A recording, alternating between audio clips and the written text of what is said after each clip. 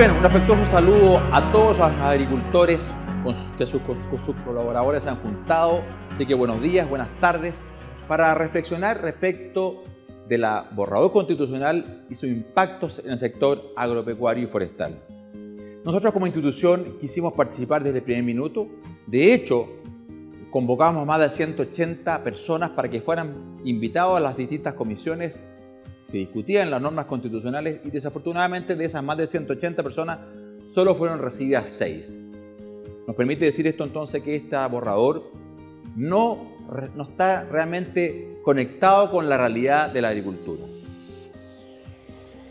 Una constitución la entendemos como un cuerpo legal, como un escrito, ¿no es cierto?, que de alguna manera debiera definir, yo diría limitar, el rol del Estado respecto de los ciudadanos, respecto del mundo privado.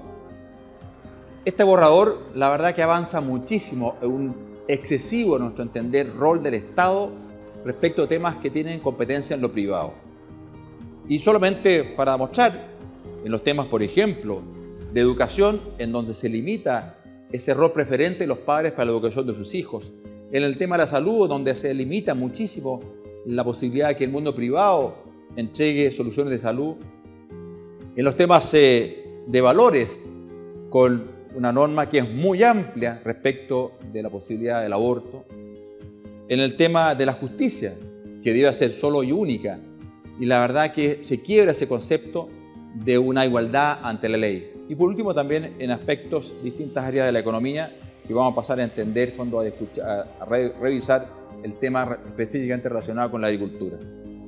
Para claridad, informarles que en mi presentación todo lo que está a su derecha, que ustedes van a ir viendo, son las normas constitucionales exactamente como están redactadas en el borrador constitucional, y a mano izquierda es una interpretación que hacemos, un análisis que hacemos a partir de la ambigüedad, de la poca claridad que tienen las normas constitucionales, y que, como ha dicho un dirigente de centro izquierda, permite entonces esta reflexión, esta interpretación de las normas constitucionales.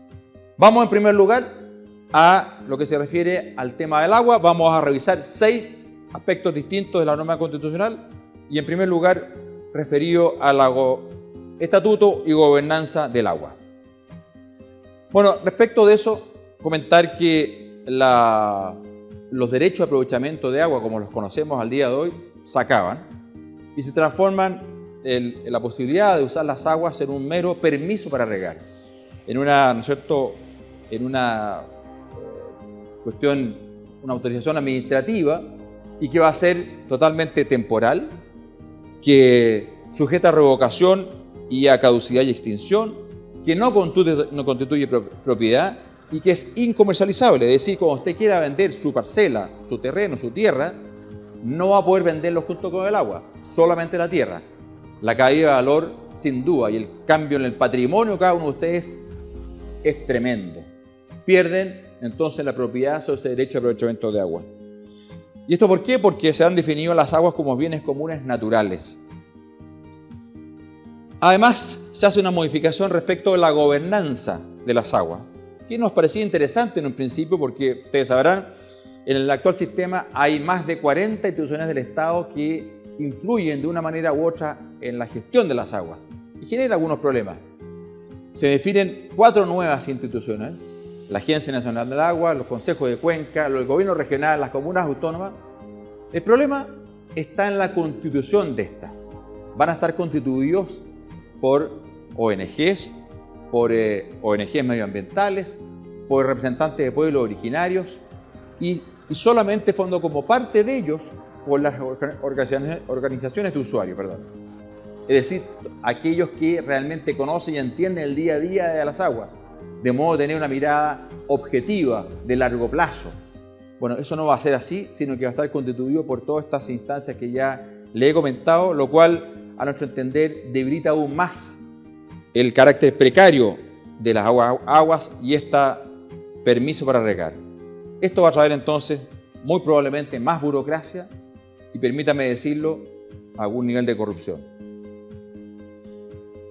Se han definido además también, y ya aprobado, algunos artículos transitorios respecto a las aguas, que lo que significa concretamente es que desde el primer día es decir, el día 5 de septiembre, si es que esta borrador constitucional es aprobado, los derechos de aprovechamiento de agua se transforman inmediatamente en autorizaciones de uso de agua, en permisos para regar. Es decir, inmediatamente usted pierde ese patrimonio, usted pierde cualquier posibilidad de uso de esa agua y va a depender entonces de un funcionario público que con criterios que no conocemos le va a entregar o no entregar ese permiso para regar. Eso, por supuesto, genera una tremenda incertidumbre, ¿no es cierto? Porque no hay definición de los plazos, no sabemos si va a ser a 3 meses, a 6 meses, a 2 años, a 20 años, ese permiso para regar y bajo qué criterios. Lo que quisiéramos entonces, fondos, era que hubiésemos avanzado en criterios para no seguir repartiendo pobreza, sino que más bien aumentar la oferta de agua, generar incentivos a la inversión. Pero ¿quién va a poder invertir si no tiene ninguna claridad, total incertidumbre, no tiene certeza de contar o no contar con las aguas? ¿Quién va a estar disponible entonces para invertir en temas intraprediales de mayor eficiencia de agua, en invertir en tecnología para el agua o incluso mayor oferta? A lo mejor inversionistas que quieren invertir en una desaladora. Todo aquello se inhibe porque no hay certeza de qué hacer con esto. Esto entonces se transforma en una verdadera expropiación regulatoria que es, ojo, sin pago. Usted pierde sus derechos, muchos, pocos derechos, los pierde inmediatamente y no recibe ni un pago respecto a esos derechos que tenía, que eran parte de su patrimonio. Vamos al concepto de plurinacionalidad y la relación con los pueblos originarios. Por supuesto, somos partidarios de hacer un profundo reconocimiento de los pueblos originarios, a su cultura, a su riqueza. Se han reconocido 11 pueblos originarios, más los chilenos, pero se lo han reconocido como 11 naciones. 11 naciones, escuchó bien, no la cultura, ¿no es cierto?, la riqueza de esos pueblos, sino que como naciones diferenciadas. Entonces, esto tiene varios inconvenientes, sobre todo además en un país que solo el 12% pertenece, así se reconoce como individuos que pertenecen a pueblos originarios. Y en el artículo primero lo dice: el Estado de Chile es un Estado social, democrático, de derecho, es plurinacional, intercultural y ecológico. Entonces, esto genera y se le dan una serie de elementos y una serie de atributos a esta plurinacionalidad y a estos 11 pueblos originarios descritos y reconocidos, que nos generan una tremenda incertidumbre y una desigualdad ante la ley. Se definen autonomías territoriales indígenas, en donde, sin tener ninguna claridad de dónde están, cuáles son, pueden ser perfectamente desde Arica a Magallanes, territorios que van a pertenecer a los pueblos originarios y que entonces el Estado va a obligarse a entregar esos territorios, esos lugares, a esos pueblos originarios. Esto, por supuesto, tiene un grave impacto a la propiedad privada. Puede ser perfectamente que su parcela, su campo, su casa incluso, sea parte de esta autonomía territorial indígena y usted entonces deberá verse expuesto a entregar ese lugar suyo, de su propiedad, su parcela. La justicia. Bueno, la verdad que la justicia es diferenciada. Se reconoce un pluralismo jurídico y entonces aquí hay un quiebre muy profundo de que lo que se denomina la igualdad ante la ley. A igual delito, distinta pena. ¿Por qué? Porque va a depender si usted pertenece o no a un pueblo originario y según ello va a tener un eventual castigo o pena respecto al delito que se haya cometido, insisto, si usted pertenece o no pertenece a un pueblo originario. Privilegios políticos y administrativos, esto ya lo hemos vivido. Hoy día en la propia Convención Constitucional los pueblos originarios tuvieron una representación especial, diferenciada, ¿no es cierto? Y que eso le da una sobrerepresentación. Ya sabemos, hubieron convencionales con menos de 100 votos que han ido definiendo los destinos de nuestro país. Hacia adelante va a ocurrir lo mismo. Por ejemplo, en esa Cámara de Diputados y Diputadas también van a tener escaños reservados para los pueblos originarios. Y así en muchísimos órganos del Estado hay una exigencia de darle escaños reservados a los pueblos originarios. insisto, los reconocemos, los valoramos, la cultura de los pueblos originarios, pero nos parece que esto finalmente quiebra un sistema lógico de democracia. Consulta y consentimiento. Esto es un tema muy profundo. Chile hace ya muchos años firmó el convenio 169 que exige que se haga una consulta a los pueblos originarios de algunas materias específicas que podrían afectar a su cultura, a su riqueza, a sus tradiciones.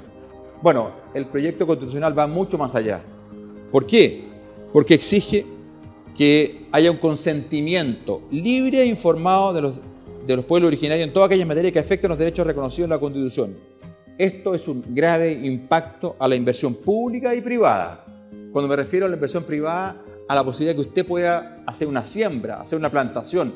Si eso de alguna manera u otra podría afectar a los pueblos originarios, los miembros de esos pueblos originarios podrían vetar esa inversión, que usted haga ese proyecto de plantación o de lo que usted quiera hacer. Lo mismo con la inversión pública. Y todo esto entonces con esta sobrerepresentación de los pueblos originarios. Respecto a los derechos a la reparación, bueno, de alguna manera ya lo conversábamos, completamente esto tiene que ver con la reparación en las tierras y en los distintos recursos. Ahí está el agua. Entonces, esto es otra vía de expropiación. Expropiación que ya vamos a revisar a fondo cómo se lleva a cabo la expropiación, pero que claramente impacta y afecta gravemente a su propiedad. Y todo esto se desarrolla y se lleva a cabo con la creación de una Comisión Territorial Indígena. Se exige que el presidente de la República debe constituir en un máximo de un año una Comisión Territorial Indígena que debe actuar por 4 años, con hasta 2 años más, es decir, durante 4 o 6 años, hasta 6 años, y definir, y voy a leer textual, esta comisión deberá regularizar, deberá hacer la titulación, la demarcación, la reparación y restitución de tierras indígenas. ¿Y quiénes conforman esta Comisión Territorial Indígena? Bueno, representantes de los pueblos originarios, más algunas otras personas nombradas por el presidente de la República. Es decir, van a ser juez y parte. Son los representantes de pueblos originarios que han constituido esta Comisión Territorial Indígena, los que definen cuáles, dónde están, cómo son, de qué superficie son los territorios indígenas. Entonces son juez y parte y eso puede perfectamente afectar a su propiedad, su parcela. Solamente para precisarlo y ver de qué estamos hablando, la convencional Linconao ha dicho literalmente, y abro comillas, dice, no se trata de hectáreas, sino de territorio, del Gualmapu, del sur al norte, de este a oeste. De eso estamos hablando. Vamos al Estatuto de Propiedad. A nuestro entender, el Estatuto de Propiedad, y aquí quiero reiterar lo que dice el primer artículo del proyecto borrador constitucional, que se refiere a que esta es una constitución y es una constitución que debe respetar lo ecológico. Y entonces también nos hace ver que cualquier propiedad debe cumplir una función social y ecológica. Por eso mismo, si es que su propiedad no está de alguna manera cumpliendo esa función ecológica y está más bien afectando por razones medioambientales al resto de la sociedad y o a los pueblos originarios, podría ser perfectamente expuesta a la expropiación. Y aquí hay otro concepto muy importante. Nuestra Constitución actual y muchas constituciones del mundo permiten la expropiación en la medida de que esto afecta a un bien más común, un bien superior común.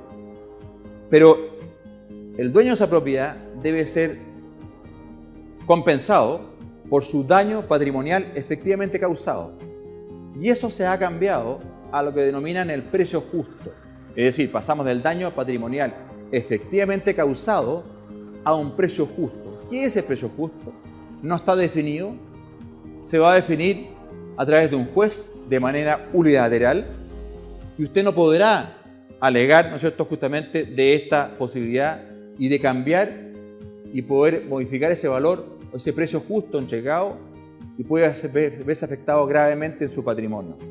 Además, también no se define un precio, que ese precio definido que sea pagado de manera anticipada y al contado, sino que será la ley, será el juez el que defina. Podrán pagarse entonces sin reajuste y por los próximos 20 o 30 años. Esto es, por supuesto, un daño gravísimo a la propiedad privada. Vamos al concepto de soberanía y seguridad alimentaria.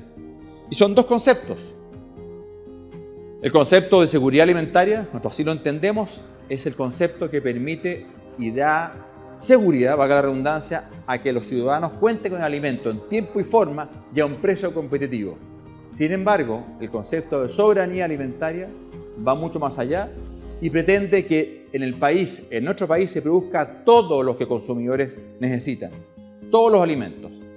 Y es ahí en donde nosotros hemos hecho ver que es perfectamente posible que el Estado intervenga en qué, cómo y cuánto producir, porque este sistema alimentario debe ser ecológicamente responsable. Le pongo un ejemplo: si usted es productor de trigo y quiere cambiar por alguna razón a otro cultivo que le parezca más rentable, papa o algún frutal, limones o palto, para ser más específico, un frutal que ha estado como acusado como el mal de todos, ¿no?